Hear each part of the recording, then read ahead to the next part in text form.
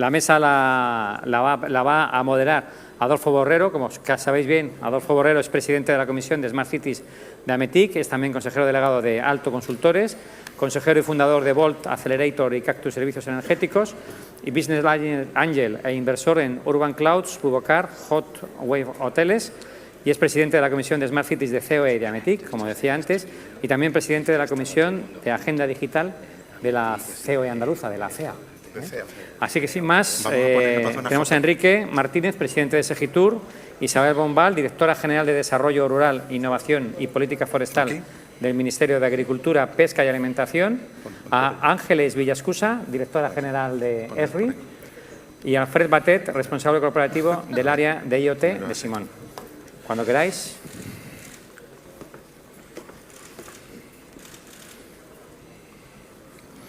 Muy bien, pues vamos a empezar. Poner vosotros ahí al fondo. Voy a empezar por Isabel. Ponte si tú quieres aquí, en la primera Isabel.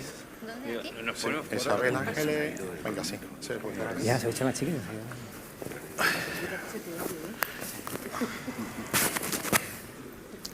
Pues buenas tardes a todos.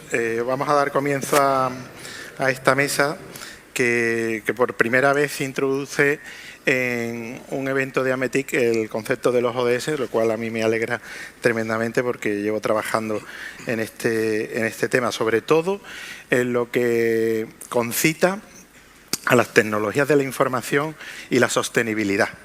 De hecho, la antigua ETIC, la AMETIC, ya hace 11 años creó un evento que se llamaba TIC y Sostenibilidad, que luego se integró dentro de Green Cities, el evento de Smart City que se celebra en Málaga. Y los ODS lo que han venido a darnos es un marco referencial de la sostenibilidad en general, ¿no?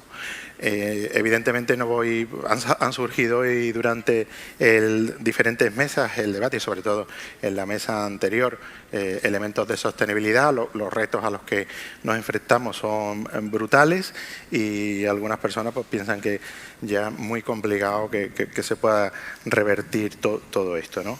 Con todo y con ello, los ODS pues plantean 17 objetivos dentro de la Agenda 2030, que sobre todo el sector empresarial es donde, digamos, va a tener más capacidad de acción, mientras que la Administración pues va a actuar como catalizador precisamente de este proceso.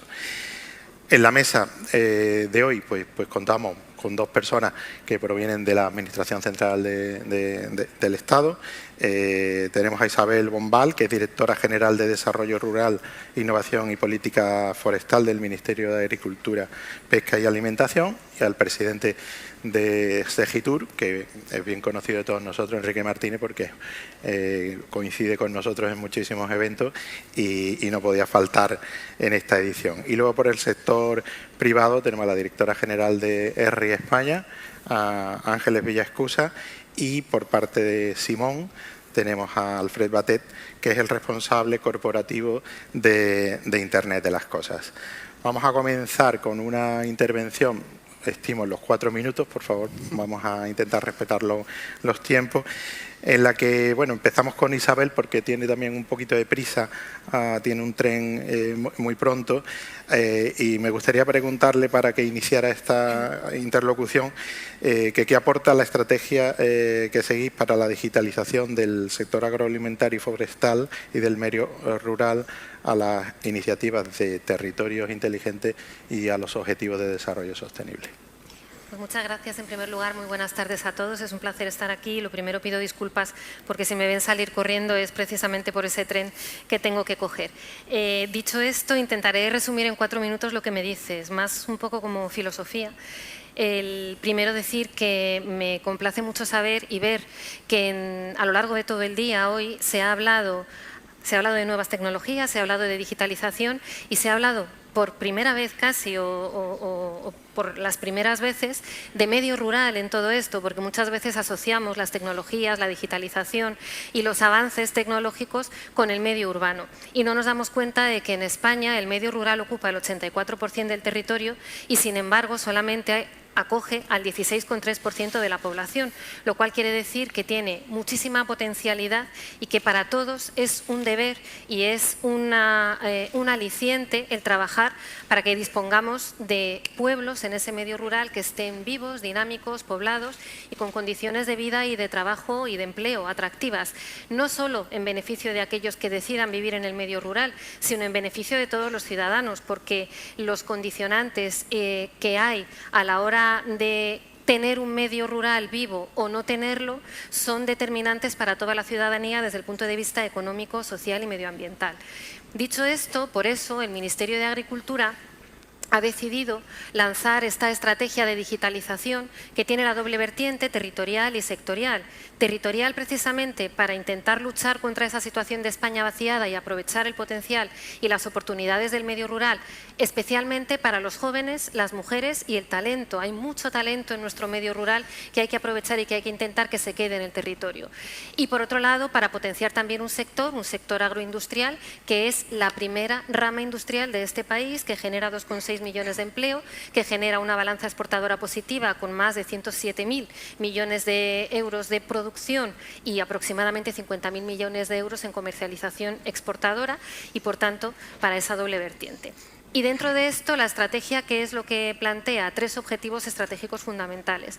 Por un lado, disminuir esta brecha, la brecha digital urbano-rural, y, por otro lado, la brecha entre los grandes y los pequeños. Es verdad que muchos de los aquí presentes me dirán, pero ¿cómo podemos disminuirlas? Y para eso lo primero que necesito es tener internet en mi pueblo, que no lo tengo, ¿no? Bueno, pues la conectividad es muy importante y hay muchas soluciones y a lo largo del día de hoy se han visto diversas soluciones y distintas oportunidades, pero también es muy importante la brecha de adopción. Muchas veces no se adopta por desconocimiento de estas oportunidades, por falta de formación y de capacitación adecuadas, etcétera. Por otro lado, el segundo de los objetivos es el de fomentar el uso de datos, en intentar que estos datos se compartan, venciendo todas las limitaciones que hay, tanto de mentalidad como las limitaciones legales de la propiedad de los datos, pero todo esto, cuanta mayor sea la masa crítica de datos que utilizamos y que permitimos que el usuario final utilice, más eficientes serán las decisiones inteligentes que se tomen, lógicamente con los habilitadores digitales adecuados y, finalmente, aprovechando las nuevas tecnologías, fomentar nuevos modelos de negocio, nuevas oportunidades que antes no existían en el medio rural y que hoy por hoy, gracias a estas tecnologías, sí que existen y que es importante dar a conocer y formar a la gente en ello. Con todo esto, ¿cómo contribuimos a los objetivos de la Agenda 2030, a los ODS? Pues prácticamente en todos, pero yo me he puesto algunas de las medidas específicas que desarrollamos y algunos de los objetivos. Por ejemplo, el objetivo 1, fin de la pobreza, lógicamente si mejoramos el empleo de calidad. Vamos a tener una medida de impulsar y coordinar los Digital Innovation Hub agroalimentarios, muy importante para este empleo de calidad. El objetivo 4, educación de calidad. Tenemos en marcha un centro de competencias que hemos desarrollado con la Universidad Politécnica de Madrid, con la Universidad de Córdoba, con AMETIC y con el sector para esta formación no reglada, continua, de la gente que está en el medio rural, qué capacidades digitales necesita para que todo esto sea realidad. Uno de los ejemplos, ¿no? Igualdad de género, tenemos con Red.es una serie de medidas específicas de formación para la ciudadanía, para mujeres y medio rural, para que haya más mujeres emprendedoras en el medio rural. Objetivo 8, trabajo decente y crecimiento económico, modelos de negocio sostenibles.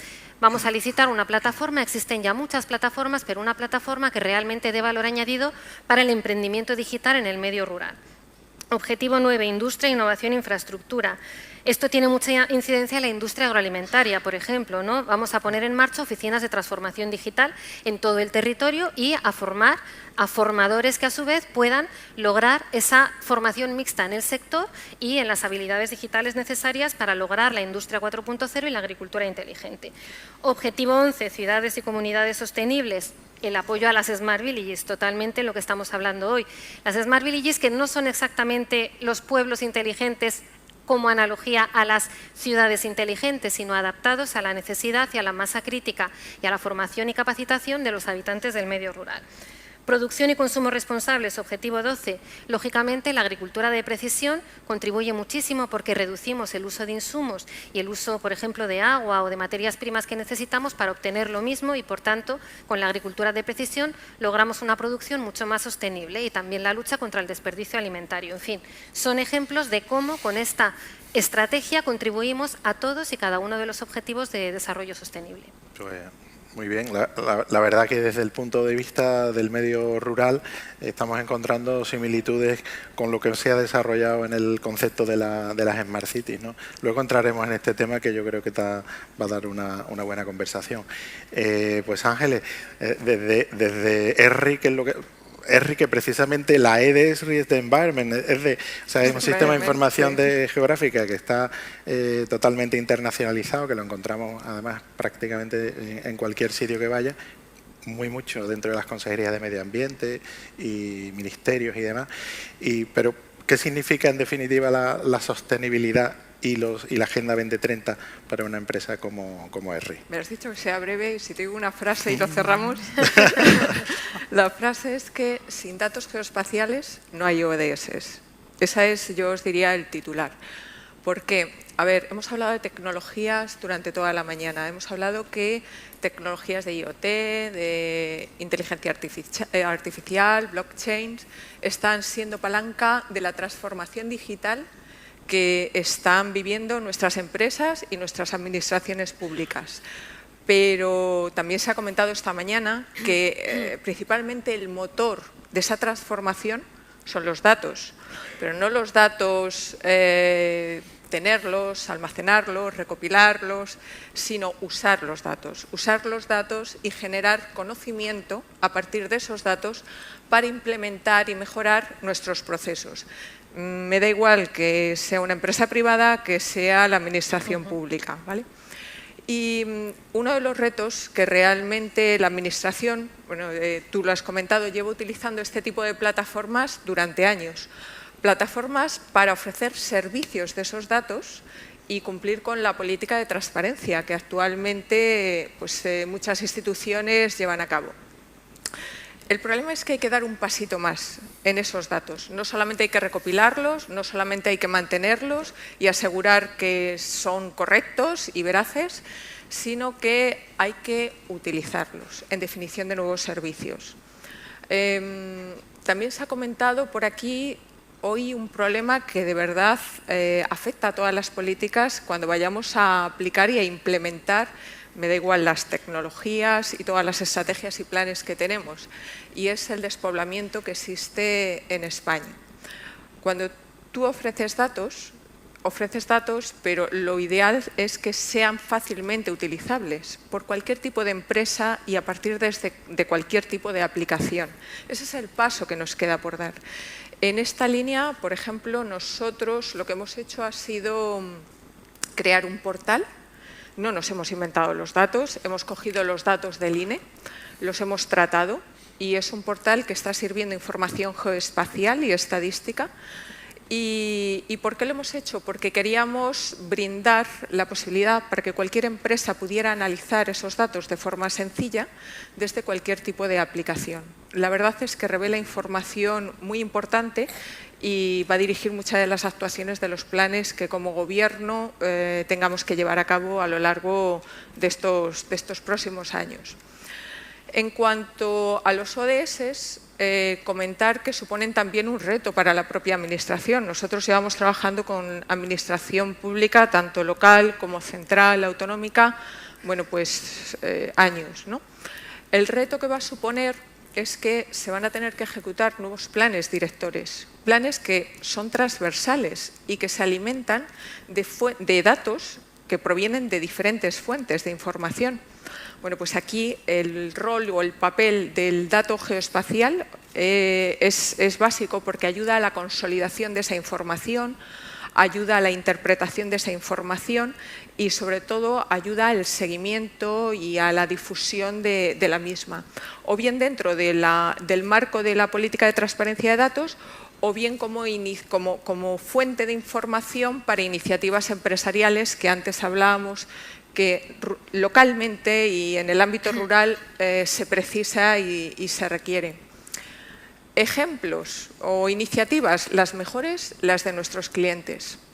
Reseñar alguna. Gobierno de Navarra. Antes se hablaba si hay o no hay transposición de los planes ligados a los ODS. Pues el Gobierno de Navarra ha hecho eso. O sea, el Gobierno de Navarra lo que ha hecho ha sido linkar sus planes políticos, sociales y medioambientales con los objetivos ODS, con sus indicadores y sus metas, y han montado un portal de transparencia de datos al ciudadano. Han ido un pasito más allá. No solamente permiten que el dato se pueda descargar, permiten que el dato se pueda consumir como un servicio.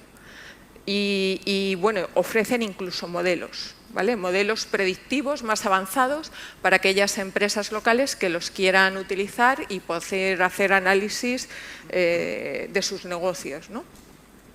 Y luego nosotros como compañía tenemos en marcha diferentes iniciativas. Hace poco nuestro director de marketing me decía: Nines, pon esto porque está pasando ahora mismo, ¿vale? ERRI tiene un área que se llama de respuesta a emergencias y lo que ERRI ha hecho ha sido invertir muchísimo en, no nos hemos convertido en productores de cartografía, pero sí en aglutinar información de diferentes fuentes en la mayor base de datos geográfica que existe a nivel mundial, sobre todo porque nuestros usuarios aportan sus datos dentro de esa propia base de datos y aquello se ve como un mapa continuo y hay información socioeconómica, medioambiental en tiempo real, y ahora mismo pues ese centro está proviendo información de las actuaciones que hay que llevar a cabo por el huracán que está afectando ahora mismo en la zona de Florida, y hay que evacuar, pues parece 1 millón de personas, o a lo mejor estoy diciendo una barbaridad, ¿no?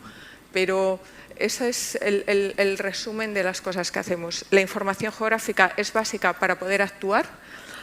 La necesitas porque la forma de transponer estos planes y estrategias de ODS al territorio es a través de planes directores que tienen que basarse en información geolocalizada y geoespacial. Y nosotros tenemos una herramienta habilitadora que permite precisamente eso, la colaboración, la universalización mediante apps para poder hacer llegar tanto los datos como los servicios o los modelos a todo el mundo de una forma sencilla. Y bueno, pues esas ganas de que el dato de verdad se use en los procesos de decisión y planificación. Muy bien, bueno, muchas gracias. Ya sabía yo que algo estabais haciendo vosotros. Es increíble. Que Enrique, la OMT ha emitido un informe relativamente reciente en el que él ve cómo la industria turística influye en los 17 objetivos, ¿no? Es decir, que cada actividad en el sector tiene una influencia fuerte. Desde Segitur, desde el Ministerio de la parte de turismo, ¿no? Del ministerio que te toca, ¿qué acciones estáis realizando? ¿Hasta qué punto, digamos, los ODS es un leitmotiv dentro de vuestra actividad?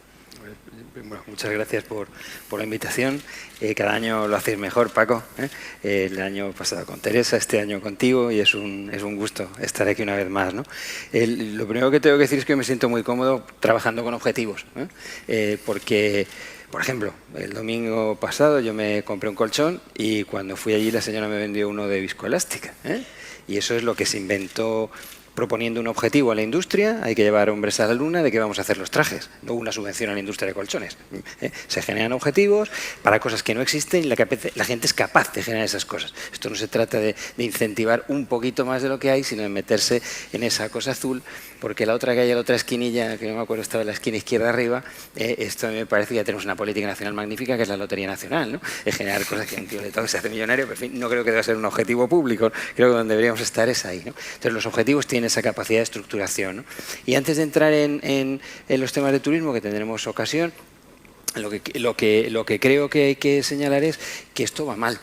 que Naciones Unidas ha hecho la evaluación que ha hecho nacional, es decir, oiga, pues el primero, que hemos puesto aquí por algo el primero, de la lucha contra la pobreza, pues va como va, ¿no? Y tenemos ahí un club que se llama el Club de la Miseria, un libro magnífico sobre eso, de 1.000 millones de personas que están anclados en países que no tienen salida al mar, con malos vecinos, etcétera. En fin, que hay situaciones que van a exigir un esfuerzo pues muy grande, ¿no? Entonces, hay cosas que hay dificultades para medir. España está bien, estamos en la posición 25ª de 193 países, mejor en lo social que en lo medioambiental.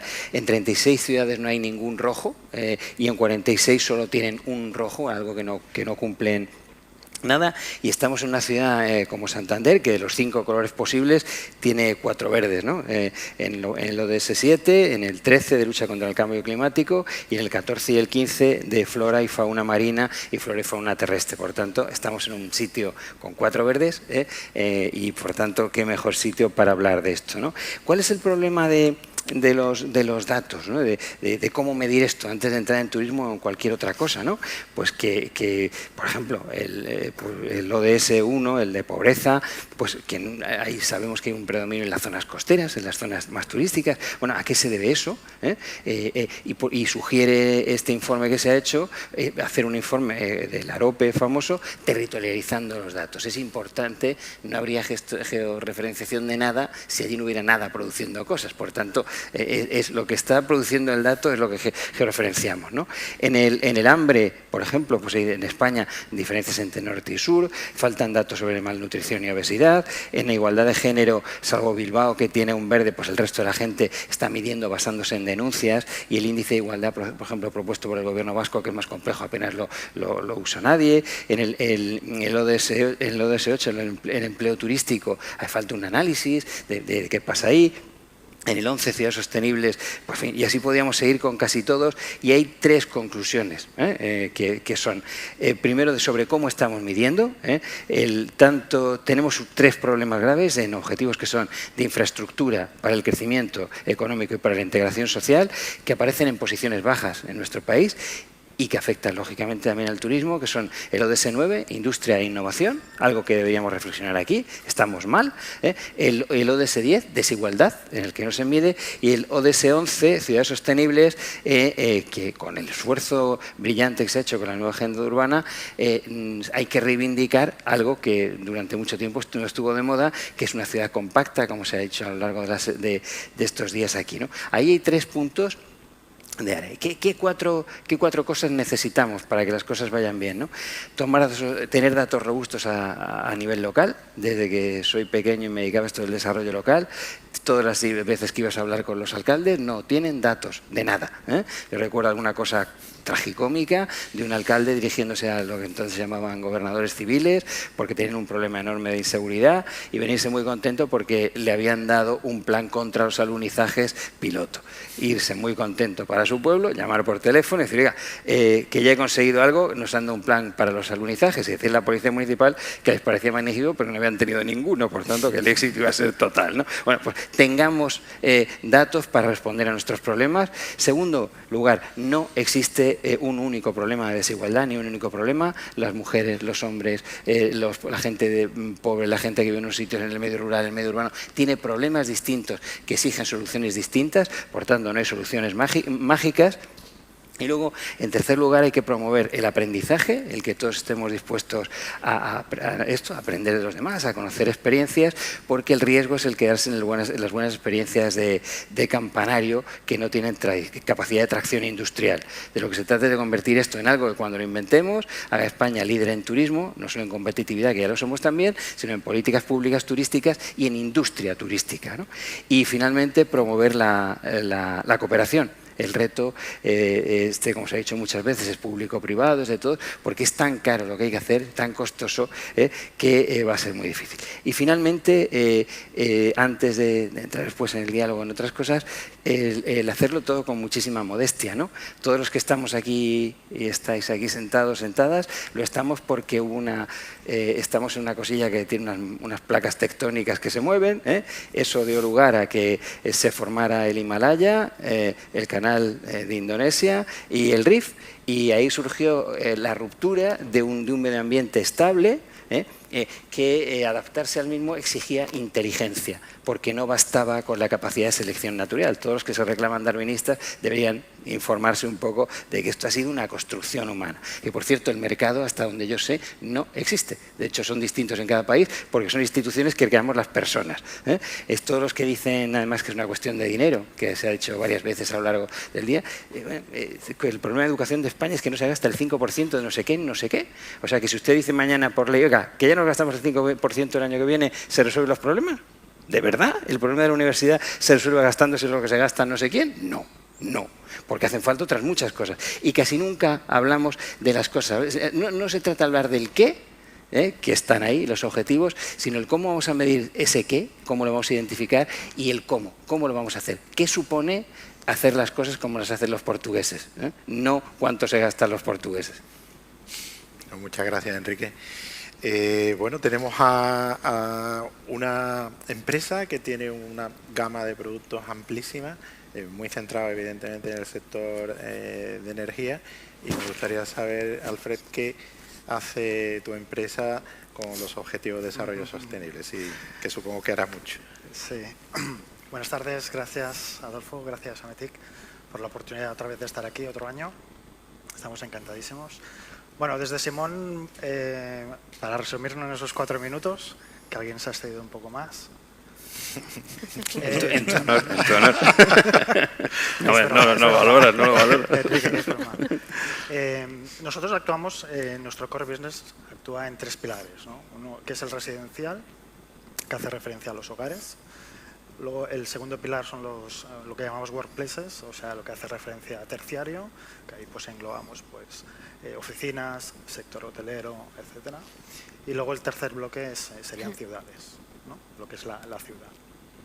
Entonces, cualquier solución, producto que nosotros lanzamos se basa en 2 vectores a su vez, ¿no?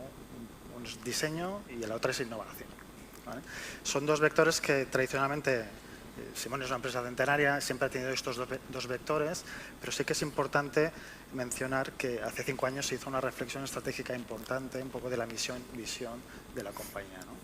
Y ahí se apalancó mucho más estos 2 conceptos, que luego desarrollaré más, y que también impactó incluso a nivel de marca, ¿no? Es decir, que todos los stakeholders relacionados con Simón pues tengan muy claro qué aporta Simón a la sociedad, ¿no? Entonces, desde ese cambio de marca a esos 2 vectores, pues bueno, hace que nosotros nos focalicemos al final y que tenga un impacto en los objetivos de desarrollo sostenible, ¿no?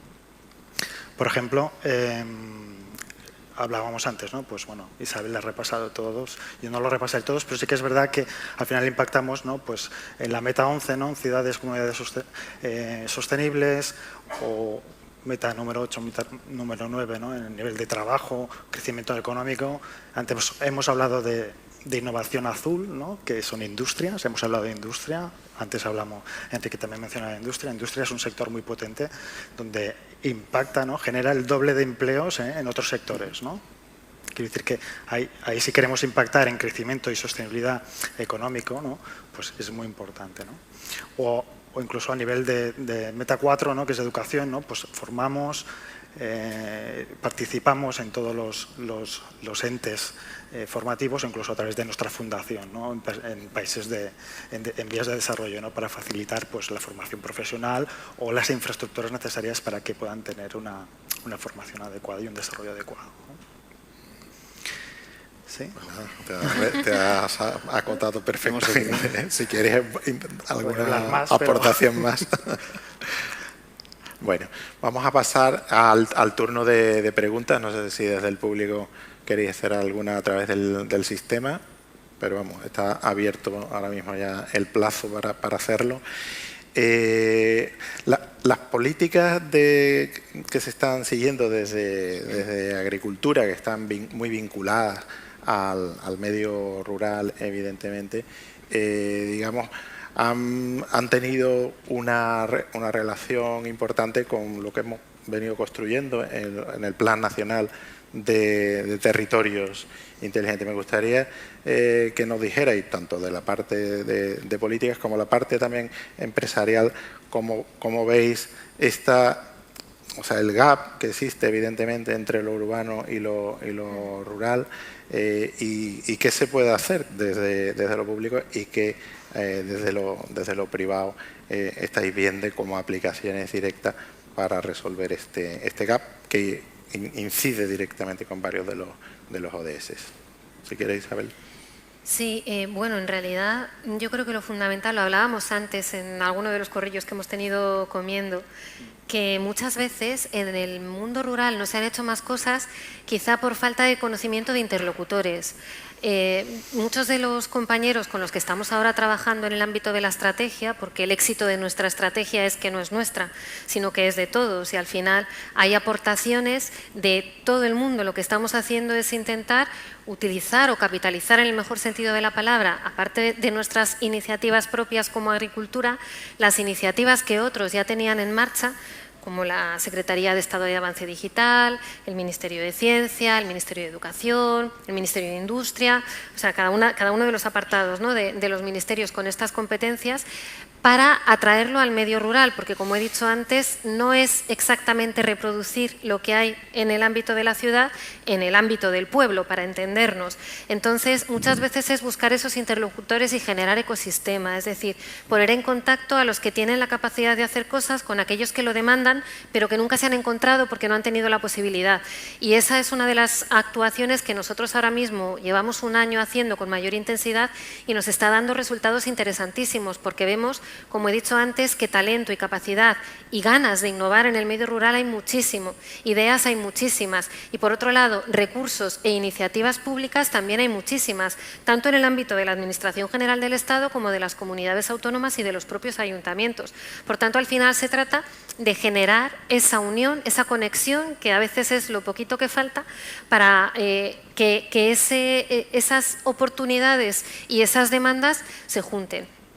Muchas veces también el tema del gap entre lo urbano y lo rural es o por falta de entendimiento o por falta de permeabilidad entre los dos mundos. Y hoy por hoy también tenemos que entender que uno o no es de ciudad completamente o no es de pueblo completamente, ¿no?, sino que pues muchas veces los jóvenes, y aquí el relevo generacional tiene mucha importancia, los jóvenes del medio rural han ido a la ciudad, han estudiado una carrera, se han formado, han salido fuera, han tenido experiencias en otros países de las cuales han aprendido y quieren volver a su pueblo. Y a esa gente es a la que tenemos que ayudar para que realmente lleve todo ese conocimiento y haya esa permeabilidad. Y por otro lado también los intereses y los valores que hay en el medio rural hoy por hoy, que muchas veces nos hemos olvidado de ellos en la ciudad, poder trasladarlos a la ciudad gracias no solo a las nuevas tecnologías, sino muchas veces también a la capacidad de conexión y de viaje y de comunicación mucho más rápido de lo que teníamos antes. En definitiva, de nuevo, volvemos a que las nuevas tecnologías ayudan muchísimo a cubrir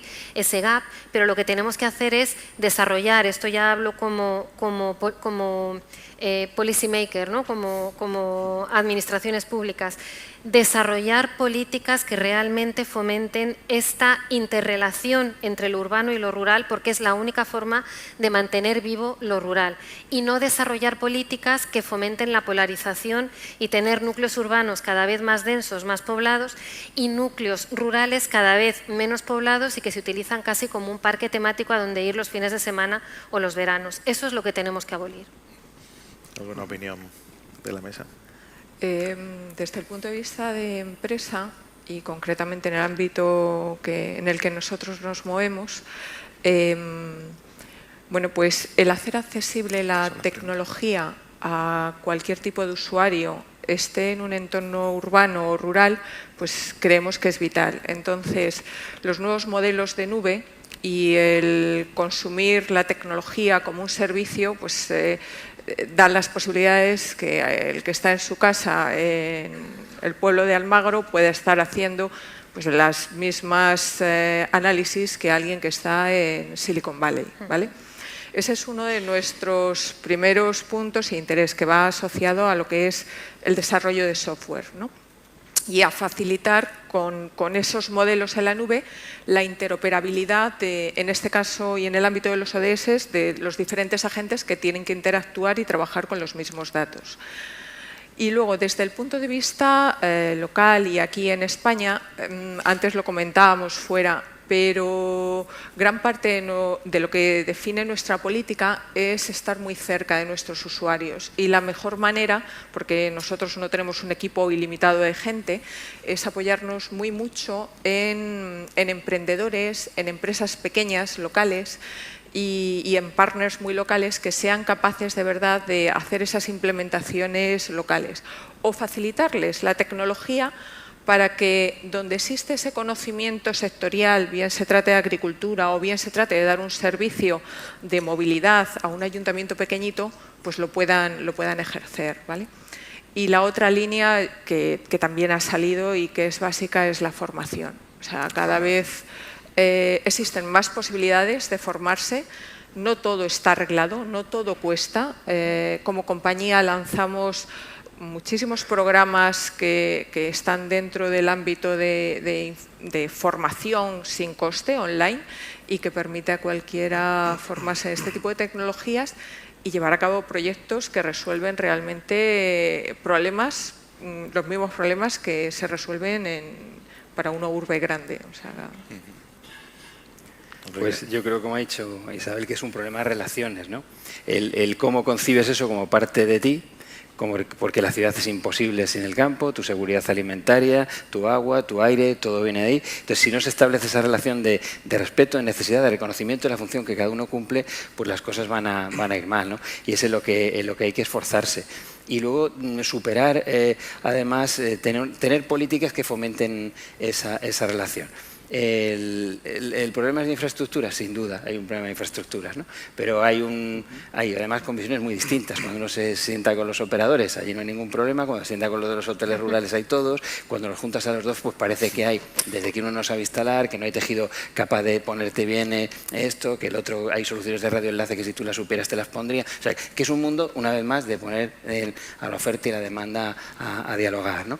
Y superar es esto de, por ejemplo, de la banda ancha, cuando digo que hay problemas y que no los hay, recordando la frase de la clase del libro La clase creativa, cuando dice que algunos han sustituido la banda ancha por Simón Bolívar, ¿no? Y en lugar de Bolívar libertador, dice la banda ancha libertadora. Pone uno allí la banda ancha y se resuelven todos los problemas. Es una majadería, pero es de uso frecuente. Que ¿cómo voy a hacer si no tengo banda ancha? Oiga, pues con bastante menos hicieron antes algunas cosas, ¿no? Cuando uno va a Argentina ahora y te hablan de las dificultades que tienen para llegar a Salta, para no sé cuánto, y ¿cómo lo hizo la monarquía universal?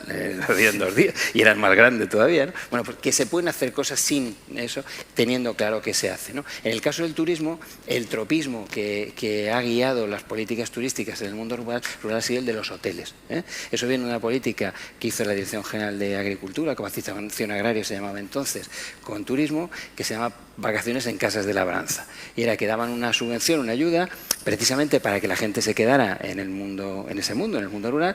Yo le ayudo a que usted reforme su casa, ponga baños, etcétera, de forma que la haga atractiva y pueda venir alguien allí. Luego alguna gente no utilizaba eso, si lo utilizaba, hacía la obra y luego no dejaba que fuera ningún turista. En fin, había de todo tipo de cosas que son bastante actuales cuando uno las mira.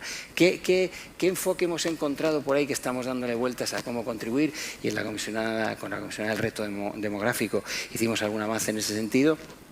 ¿Qué se puede hacer? Primero, tener una visión global de cuál es el problema. Y hemos visto sitios como San Antonio de Areco en Argentina, con 2.000 camas, y donde la gente va a ver cómo funciona una economía rural. Pero hay un platero, hay un tipo que hace ponchos, hay un tipo que mueve los caballos, hay otro señor que te enseña cómo se herrarán las reses. En fin, hay un mundo de todos los oficios, de todo, y no un hotel centrando las cosas, ¿no? Y el segundo, que hay un problema con esto de las plataformas que tiene sus pros y sus contras, según quien lo mire, el que la gente, bueno, ha perdido la fase de comercialización, pero la de inspiración. Si yo quiero ir, el turista alemán, francés, inglés, que quiere ir a no sé qué sitio, démosle fácil cómo llegar. Se coge este avión, hace este autobús, tiene y esa información en cadena ahora mismo no existe. Estamos trabajando también para poner a disposición de los 3 públicos que más vienen a nuestro mundo rural, pues esa información. Es uno de los proyectos que presentamos en la comisión en la que tanto Isabel como yo estamos. Muy interesante. Alfred, desde el punto de vista, Dime. desde el punto, no, me gustaría, tú eres experto en IoT. Es decir, y la IoT ahora mismo están los proyectos justamente en el Plan Nacional de Territorios Inteligentes, de lo que se llaman los nodos IoT o edificios inteligentes, que es uno de los programas más o subprogramas más interesantes, que surgieron de este tipo de edificios singulares. Me gustaría que lo concatenaras esto con lo que se puede hacer en las Smart Villages, o cómo se puede, o qué estáis haciendo vosotros para que esto, digamos, pueda llevarse al medio rural, porque ya sabemos que en el medio urbano pues sois una potencia, ¿no?, en ello. Bien, en cuanto a medio rural, nosotros los vemos como un caso concreto de la ciudad. Evidentemente, las grandes ciudades, las grandes urbes tienen un impacto mucho mayor, ¿no? Representa el 3% de la superficie terrestre, pero impacto en emisiones y en consumo pues supone más del 70%, ¿no?, de las emisiones que tenemos a nivel global, ¿no? Pero antes, escuchándoos un poquito, al final coincido un poco con todos vosotros, porque al final es un tema de incentivar, ¿no?, programas, pero la tecnología está, ¿eh? Tecnología está, ¿qué quiere decir? Bueno, pues nosotros tenemos casos de ayuntamientos muy pequeños, locales, rurales, que tenían una necesidad muy concreta, ¿no? Pues gestionar los diferentes activos de ese pueblo, ¿no?, desde el pabellón, ¿no?, el ayuntamiento y los diferentes locales, ¿no?, para ser mucho más eficiente, ¿no? No es nada diferente a una ciudad, ¿no?, a menos escala, ¿no? Lo hace desde el punto de vista energético. Energético, ¿te correcto, estás refiriendo? ¿no? O sea, es decir, cómo gestionamos los diferentes activos a nivel energético, pero también que sean muchos más eficientes a nivel de mantenimiento, ¿no? Que tengamos un mantenimiento más proactivo y no tan reactivo, etcétera, etcétera, ¿no? Y también decíamos el tema de la tecnología que está disponible, y también es un cambio un poco que ya se ve en las nuevas generaciones, es decir, ya podemos trabajar de forma remota, ¿no? Hay muchos trabajos, ¿no? Todavía tenemos la necesidad de desplazarnos a la oficina. Bueno, pues a día de hoy esto parece ser que está más normalizado, poder trabajar desde el pueblo que sea, ¿no?, y bajar de vez en cuando, ¿no? Quiero decir que estas cosas yo creo que van a ir cambiando. Respecto a los edificios, en cuanto a impacto en Smart Cities, bien, decía que era un 3%, ¿no?, de densidad a nivel de superficie, y a nivel de eficiencia, ¿no?, ese impacto del 70%, ¿no? Estos son datos muy meramente pues ingenieriles o a nivel de energía, ¿no? Y es un poco pues el enfoque que yo creo que desde los inicios del Smart Cities y de los pilotos pues se dio, ¿no? Un enfoque muy a nivel de servicios urbanos, de cómo de eficiente es a nivel energético, ¿no? Pero esto está cambiando, ¿no? Y está cambiando, y un poco está cambiando también a raíz del sector turístico y el sector del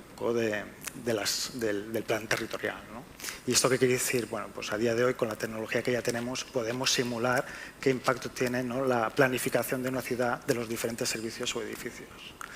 Y esto impacta en la calidad de vida. Calidad de vida es, para los ciudadanos, es seguridad y es confort, ¿no? Entonces, ¿cómo planificamos los edificios en una ciudad? Una impacta en la movilidad de la ciudad, una impacta en romper las brechas de desigualdades o guetos en ciudades, impacta en muchas más cosas, ¿no? Y por eso pensamos que desde el punto de vista de edificios cada vez más va a tener un papel más relevante en cuanto a las ciudades inteligentes.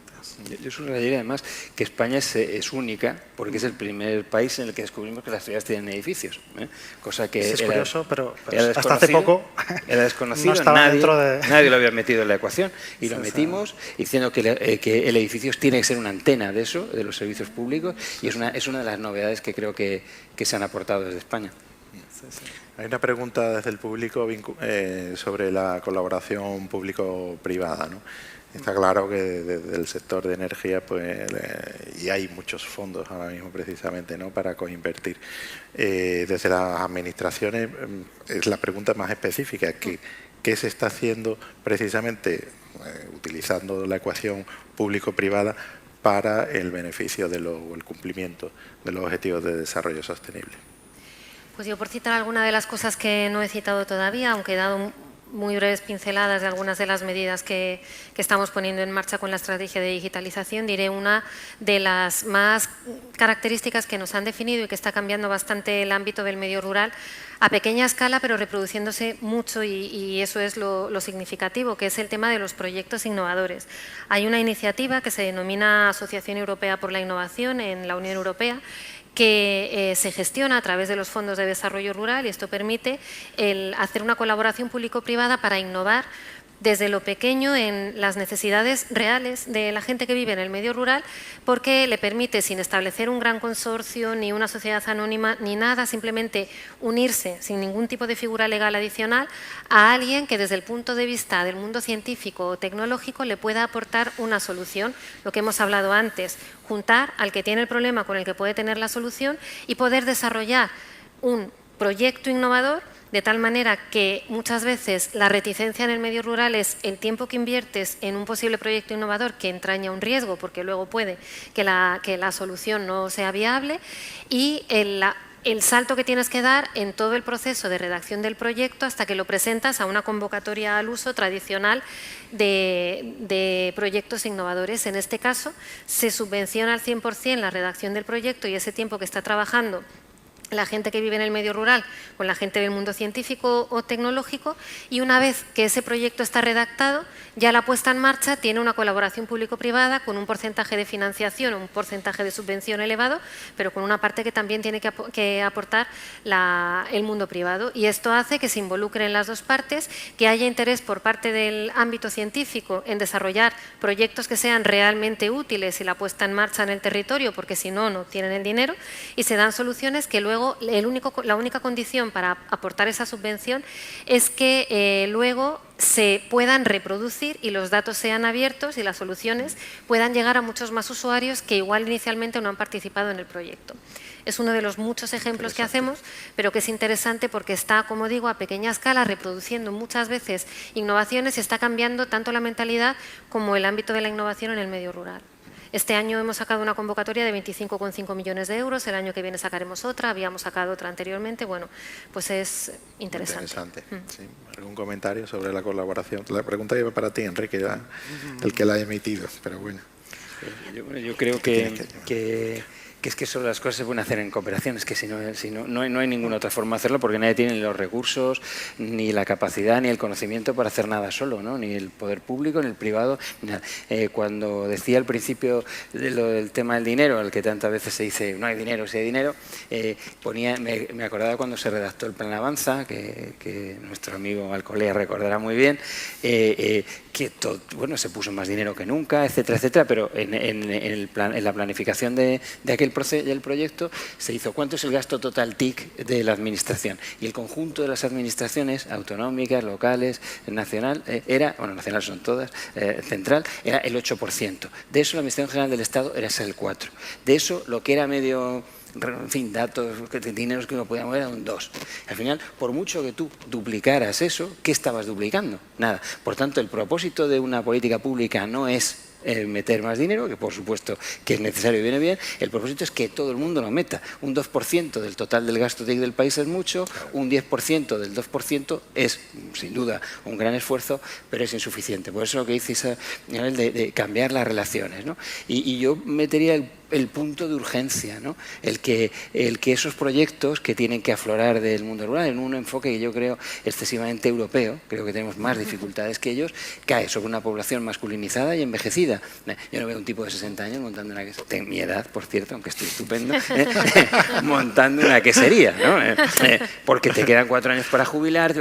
O sea que tenemos mucha urgencia de movilizar a la gente, porque mucha de la gente que tenía diagnósticos y que tenía esperanza se ha marchado, ¿no? Entonces, la gente que queda merece todo ese esfuerzo, y ese esfuerzo hacerlo con urgencia. Por tanto, hay que colaborar, ¿no? Nosotros, ¿cómo vamos a colaborar? Desde las iniciativas que tenemos, con datos, para que la gente sepa quién viene, cuál es su público en el mercado del turismo, el que viene aquí, qué demanda, quiénes son, en fin, que eso ahora mismo está en otros lugares, no lo tienen los proveedores de estos servicios, y tratando de crear un mercado distinto. En el lugar de los hoteles generemos pues un entorno en el que todos sepamos qué misión cumple esto. Yo pienso, por ejemplo, cuando en la parte de Erasmus que podemos tener, en cosas que hay únicas en España, es como el mozárabe. Bueno, ¿por qué no trae usted a gente a estudiar esto? Pero como de arquitectura, de antropología, de arqueología, yo qué sé, que puedes montar muchas, hay que ser también imaginativo por nuestra parte. Eso sería un esfuerzo de todos para concebirlo como una parte más del país, ¿no? Por lo menos la mía. Y luego una cosa que sería muy necesaria, aparte de esa cooperación público-privada, creo cae sobre los funcionarios públicos, particularmente sobre la Administración General del Estado, es que hay demasiada gente de Madrid, en todas partes, ¿eh?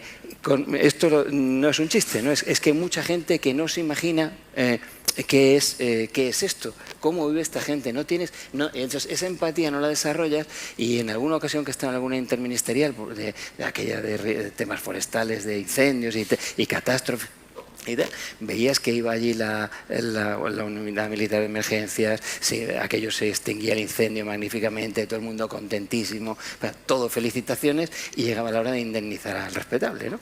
Y entonces, claro, pues no había indemnizaciones para muchísima gente, porque te faltaba la póliza amarilla donde tenías las cabras, porque resulta que no tenías la licencia no sé qué, porque lo que para ti es una cosa, para otras personas es otra, en fin. Entonces tienes que acercar la definición, por eso es importante acortar con esto que hemos dicho de la ONU, ¿qué vas a medir? A la realidad de la gente, ¿eh? Esto que para usted no es una edificación, para mí es donde yo tengo las cabras, ¿no? Y por tanto, más vale que me indemnice por eso, porque si no, ¿qué pasaba? Cuando se iba esta gente, después de haber hecho muy bien su trabajo, se quedaba el territorio sin posibilidades de reacción, porque no tenían en ocasiones ayudas. Y desde el sector privado, en la colaboración público-privada. En este ámbito, deciros que es una fórmula que permite crear o mejorar o aterrizar en muchos casos las necesidades concretas que antes se hablaban de aplicativos al ámbito más cercano al cliente. En este caso estábamos hablando del ámbito rural. Nosotros, la verdad es que las experiencias que hemos tenido no han sido muy buenas, ¿vale? Porque creo que debiéramos ser todos un poco más conscientes y reutilizar mucho más lo que ya existe, porque es que era lo que antes hablábamos, la tecnología existe. O sea, no reinventemos la rueda y de verdad gastémonos el dinero y pongamos los esfuerzos en hacer o crear soluciones que resuelvan problemas. Y para eso tienes que conocer el problema que tienes que resolver y tienes que dar los medios para resolverlo, pero no reinventar, ¿vale? Claro. Entonces, en muchos casos, en nuestra experiencia, lo que vemos es mucha reinvención. Sí, precisamente había una pregunta del público totalmente en esta línea que acabas de contestar y preguntaba también dónde tenemos que invertir en tecnología, no inventar la rueda. Y estaba preguntando, ¿qué estáis haciendo? Te hago la pregunta a ti, aunque se la estaban haciendo Ángeles, te la dirijo, Alfred. A nivel de dónde tenemos que invertir. Sí, dónde hay que poner el... Hombre, estamos dentro del entorno de los ODS, ¿no? Y digamos, para no volver a... ¿Dónde veis vosotros que tenemos que invertir en tecnología? Sabiendo que siempre estamos diciendo que la tecnología está disponible. ¿Dónde está el foco? Sí. A ver, nosotros lo que vemos es que sí que hay una tendencia... Hablamos de colaboración, hay una tendencia de hablar ya no de 3 hélices, de la 4P hélice, que esto es administración,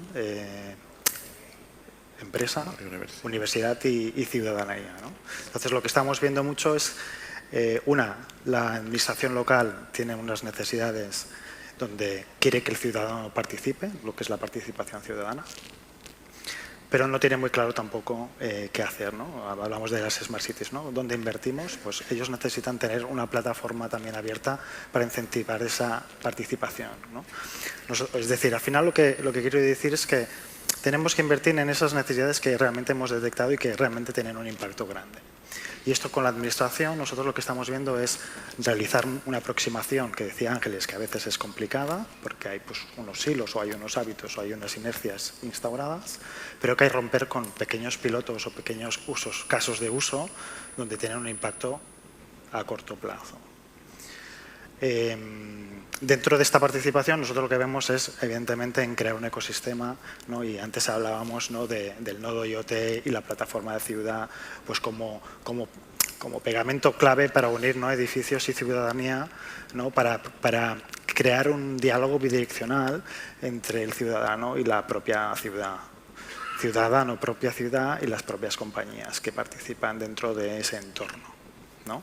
Entonces yo creo que ahí es puede ser un buen indicador como para empujar y apostar, ¿no? Que hace inclusiva a todos los diferentes actores del ecosistema, ¿no? Y que a partir de aquí sucederán nuevos servicios que mejoran la calidad de vida del ciudadano, ¿no? Yo creo que nos dedicamos a resolver problemas públicos y, por tanto, el tema es qué problemas públicos tenemos que resolver. Eso es lo que me gusta de los objetivos. Oiga, que se deje de que usted tiene una aplicación en su casa y que lo hace de lujo. Que cuántos pobres hay dentro de 2 años. Invito a todo el mundo a que vea con las técnicas ahora de presupuestación de alguien tan poco sospechoso como el gobierno neozelandés, ¿no? Los de la triple de hace no mucho, ahora dicen, oiga, yo tengo objetivos, yo no creo ninguna interministerial.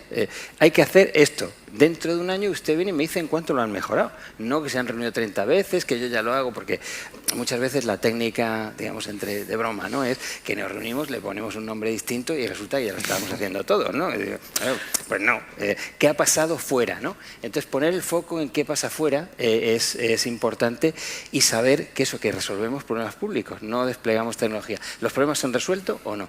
Y lo difícil es identificar los problemas públicos. Lo que a los ingenieros les cuesta trabajo a veces comprender, a los sociólogos y los politólogos menos, es que los problemas no existen, se definen de forma distinta en cada comunidad, por eso los mercados, los derechos son en cada país distintos, porque se definen socialmente y además nadie los ha resuelto jamás, porque siempre hay una situación de insatisfacción permanente, porque somos humanos, siempre queremos un poquito más. Por tanto, no hay ninguna aplicación que vaya a acabar con la violencia de género, es una mala noticia, y la magnífica es que todos estamos decididos a que no exista. Muy bien.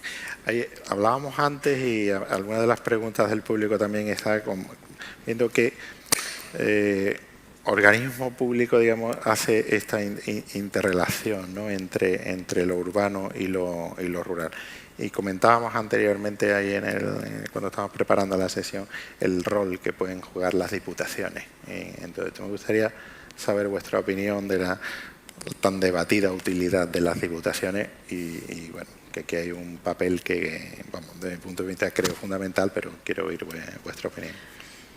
En mi opinión, aterrizar los ODS, como estamos hablando, a las necesidades concretas y locales de cada municipio lleva pues, a una mayor coordinación y liderazgo por parte de la Administración, porque tienen que coordinar y liderar planes que son transversales o que son sectoriales y que en muchos casos tocan pues, a un plan nacional, a un plan regional y hasta un plan local, ¿vale? ¿Qué es lo que pasa cuando llegas al local y el local es un municipio pequeño? Pues que el municipio pequeño no tiene medios. Tiene probablemente una serie de problemas, su lista de problemas, pero no tiene medios para abordarlos. Entonces, nosotros en España tenemos una estructura, que es la estructura con diputaciones, que está precisamente para dar ese servicio a aquellos ámbitos territoriales donde los municipios son muy pequeños y no pueden cubrir las necesidades de sus ciudadanos de forma directa. Y yo creo que las diputaciones deberían tener un rol muchísimo más activo y dentro del marco que estamos hablando de los ODS, pues liderar esos proyectos pues para todo ese ámbito municipal en el que son competentes. Yo creo que no garantizan servicios, garantizan derechos, ¿no? Las personas que están en cualquier sitio tienen los mismos derechos que los demás. Entonces, lo que hace la Diputación, y eso está previsto en la ley, para los menores de 20.000, pues oiga, hay unos servicios. Y luego una reflexión para el adanismo, ¿no? Todos los que han venido, esto de que hay que acabar con las diputaciones se le ha ocurrido a más de uno a lo largo del tiempo, ¿no? Y hay que ver qué ha pasado, por ejemplo, en Barcelona, que algunos de los que están en esta sala lo saben muy bien. Barcelona fue durante mucho tiempo una de las mejores diputaciones de España. El equipo que entró a gestionar eso entró con la voluntad de comarcalizar, no creía en esa institución. O sea que la fuerza de los hechos ha demostrado luego muchas veces que la utilidad de esa institución. Doctrinalmente usted puede tener la opinión que quiera, mire lo que han hecho los que han intentado otras veces y sobre todo de alternativas no doctrinales sino instrumentales. ¿Por qué garantiza esto que las cosas funcionan mejor? Concretamente, la Diputación de Barcelona, en el ámbito de los sistemas de información geográfica, ha recibido un premio recientemente de Naciones Unidas. Y ha recibido un premio porque, bueno, sabéis que dan servicio pues, a 300 y pico municipios y su trabajo básicamente es un trabajo de colaboración muy estrecha con los ayuntamientos, Bueno, pues han sacado un proyecto adelante, que es un proyecto para ayudar a los ayuntamientos en la planificación del suelo no urbanizable. Y el resultado, pues el resultado es un planeamiento donde mantienen el equilibrio entre los espacios ocupados y los espacios naturales, algo que está contemplado dentro de ODS, que lo tenemos como ejemplo y que es una diputación. El anillo verde. Exactamente, y que es una diputación. Es una diputación. En Sevilla, la primera vez que utilizó fax todo el mundo, que ahora nos parece un atraso, pero el proyecto Estrella, que tú recordarás, Adolfo, pues lo hizo una diputación. Y o sea, la Diputación de Jaén, la Diputación de Alicante en formación. O sea, hay miles de las mejores experiencias de éxito de la administración pública en España, las han hecho las diputaciones. Y antes de hacer cualquier cosa, yo las conocería. Yo también. ¿Tú con diputaciones quieres hacer algún comentario? Bueno, no es un cliente preferencial tuyo. No me mojo. Bueno, tenemos ya poquito tiempo para acabar la sesión. He tenido que hacer el chiste, no te preocupes. Os voy a pedir una cosa que está fuera pero como es una pregunta del público, pues muy brevemente, nos quedan ya 2 minutos solamente. Cada uno de vosotros nos están pidiendo cuáles en España son los ODS en los que estamos peor. O dicho de otra manera, ¿dónde deberíamos de incidir Saca el informe. en nuestro país para mejorar esos ODS? ¿Dónde tenemos que poner la carne en el asador porque estamos más atrasados? Lo mira Enrique. No, está Alfred. Es que está publicado. Que tener el informe Está aquí. publicado, ¿no? Sí, está publicado, lo ¿Dónde estoy estamos mirando. mal? Es de opinión, ¿eh? ¿Dónde O sea, estamos mal? Está publicado. Yo animo a todo el mundo a leérselo, ¿no?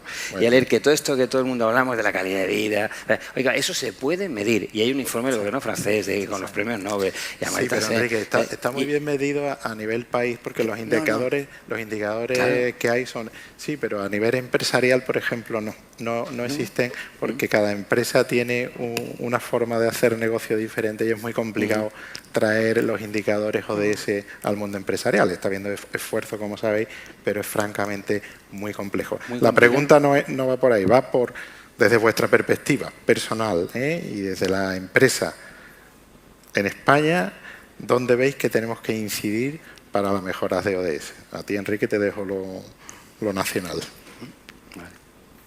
Yo creo que en los datos. O sea, sin datos no se tiene información, sin datos no se puede medir, no se puede hacer seguimiento y uno de los retos que tenemos y seguimos teniendo en este país es no en poner a disposición el dato, sino en hacer accesible el dato de forma continuada, ¿vale? Porque no se trata de sacar un informe hoy de cómo van los ODS, es que sea lo más fácil posible el poder acceder a cualquier administración, conectarte y ver realmente si se está viendo un cumplimiento o no. Y yo diría más, el siguiente paso con los datos, la gobernanza del dato, es decir, gobernar con el dato, ¿vale? Gobernar con el dato, tomar decisiones con el dato.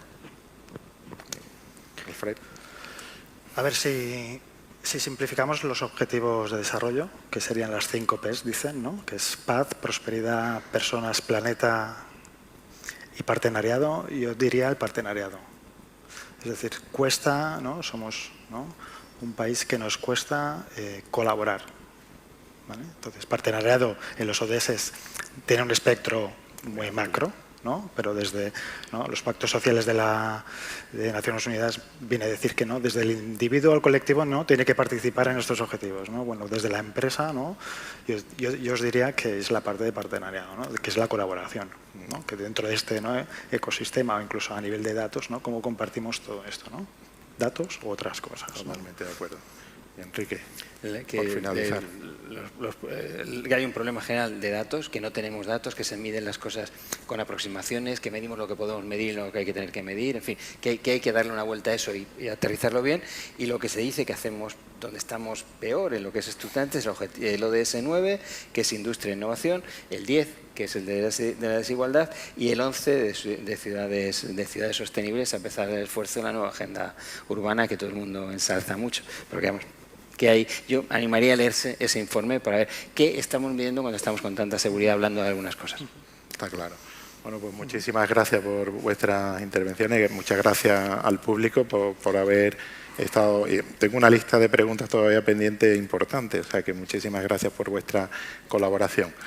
Lo dejamos aquí, así que hasta pronto y que volvamos con los ODS en la próxima edición. Muchas gracias. Gracias.